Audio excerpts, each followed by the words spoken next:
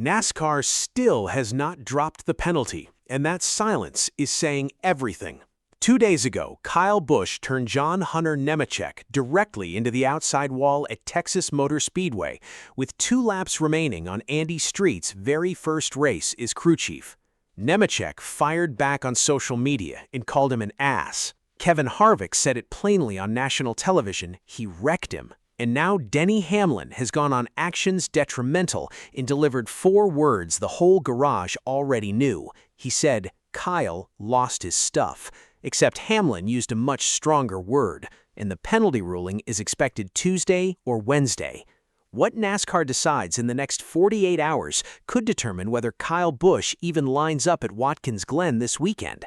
This is where things stand today, and it is uglier than ever. Let us walk through exactly what happened at Texas, because the sequence matters enormously for what NASCAR decides next. Busch was having the strongest race of his entire 2026 season. He qualified 6th, he ran inside the top 10 all afternoon. He was putting stage points on the board for Andy Street's very first race as his new crew chief. A late caution shuffled the field, and Busch found himself buried in traffic after pitting for fresh tires. John Hunter Nemechek drove past him with 3 laps to go. 1 lap later, Busch went back underneath Nemechek along the backstretch, fighting for 12th place. Contact was made, both cars brushed the outside wall, and then Busch yanked hard right, entering turn 3, and door-slammed Nemechek's number 42 Toyota flush into the concrete barrier. Heavy right-side damage. Nemechek's race was done.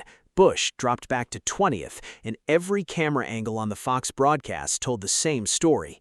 Kevin Harvick in the booth responded immediately. He said he was not certain what happened in the first exchange, but everything he witnessed right there looked like Kyle turned across the nose of the 42 and simply wrecked him. That is a former Cup Series champion calling out an active driver for deliberate retaliation on live national television. That is not a hot take. That is an eyewitness account from one of the most credible voices in the sport, and that is where this story first exploded. Here's where it went even further overnight.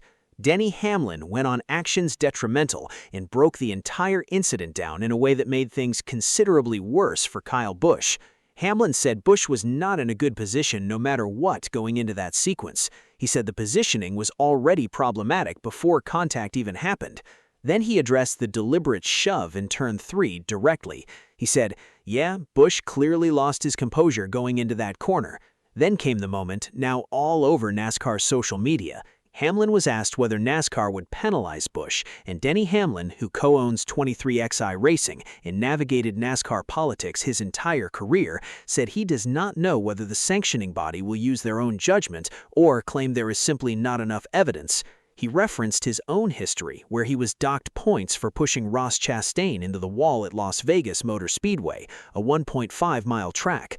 In 2022, Bubba Wallace was suspended 1 race for intentionally wrecking Kyle Larson at Las Vegas Motor Speedway, a 1.5-mile track. In 2023, Chase Elliott was suspended 1 race for intentionally wrecking Denny Hamlin at Martinsville. In 2025, Austin Cindric was fined $50,000 and penalized 50 driver points for hooking Ty Dillon at COTA in a retaliatory move. Kyle Busch door-slammed John Hunter Nemechek at Texas Motor Speedway, a 1.5-mile track, in a retaliatory move, with 1 lap left. The precedent is right there in black and white. The only question is whether NASCAR enforces it consistently or decides this one is somehow different. There's one argument circulating in Busch's defense. His spotter, Derek Nealand, said immediately after the race that the right front suspension was already bent inward from the initial contact on the back stretch. If Busch's car was mechanically compromised before turn 3, there's at least a theoretical case that the second incident was caused by a broken race car rather than a deliberate decision. Busch himself posted SMT tracking data online and said he didn't start this. He said Nemechek has no awareness of where the right side of his car sits relative to the outside wall. He said there were 2 feet of clearance outside Nemechek, and he was judging his own left tires against the hash marks. Then he added the line that landed like a lit match: always know who you're racing beside. But here's the problem with that defense. The in-car camera footage tells a completely different story. Busch clearly and deliberately turns right directly into Nemechek's door at a spot where the 42 had nowhere to go but the outside wall. And this was not the first time in 2026. At Bristol, on April 12th, Busch made contact with Riley Herbst after an on-track dispute. Fox Sports captured that one too. NASCAR is not looking at one bad moment anymore. They're looking at a pattern, and that changes the weight of everything being discussed inside NASCAR headquarters right now. There's one final layer that gives this whole situation a different kind of sting. John Hunter Nemechek drove for Kyle Busch Motorsports for 2 full seasons in the Craftsman Truck Series in 2021 and 2022. These two men have a real history. A driver and his former team owner colliding on the second-to-last lap of a cup race while scrapping for 12th place is not a random incident between strangers. Whatever built between them on that backstretch carried years behind it, and Nemechek made absolutely certain everyone understood exactly where he stood.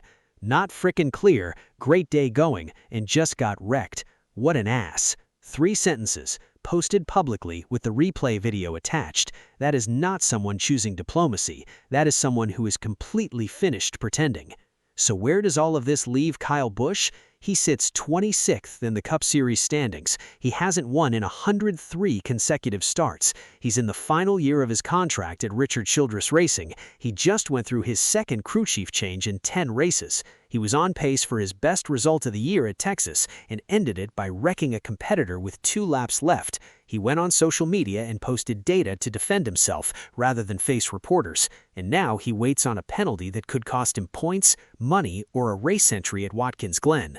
Jeff Gluck of The Athletic suggested on his Teardown podcast that a penalty here could be a step in the wrong direction, but most analysts agree NASCAR can't look away when the footage is this clear and the precedent this established.